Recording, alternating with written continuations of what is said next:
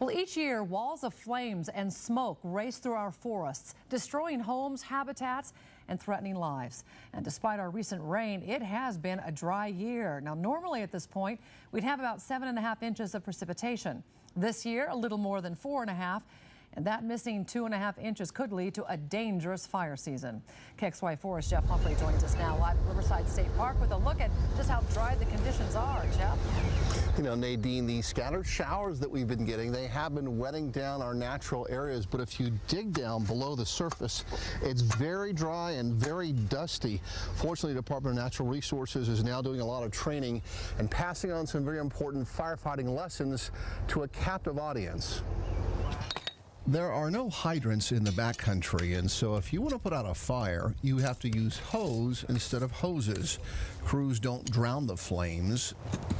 Instead, they starve them. The whole goal is to remove any flammable material and get down to a organic soil, and then if you remove the fuel, it stops the fire. Sean Oy learned about wildland firefighting while serving a sentence at the AIRWAY Heights Correction Center. As it turns out, a lot of the DNR crews you see responding to our local fires are made up of inmates. I see that the gentlemen offenders at AIRWAY Heights take pride in the work that they do. They do quality line construction for us, and it provides a huge benefit in organizing our resources in a way that are very efficient.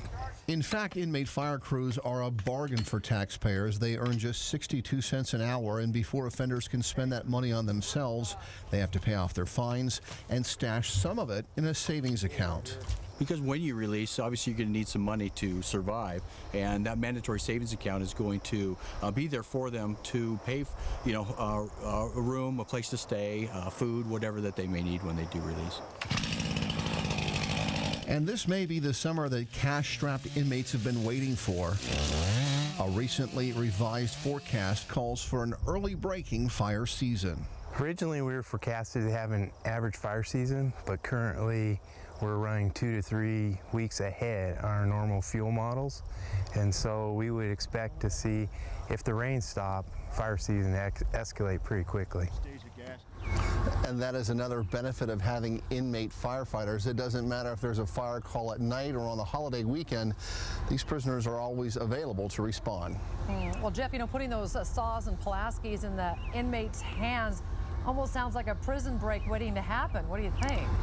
Well, the folks that want to work on the fire crew, they're screened to make sure that they're nonviolent offenders, and they're not allowed to be on the crew unless they're almost done doing their sentence. They're almost making the door anyway, so to run around would be a mistake because, you know, if they do escape, they have to start that sentence all over again. Reporting live in Riverside State Park, Jeff Humphrey, KXLY 4. Yeah.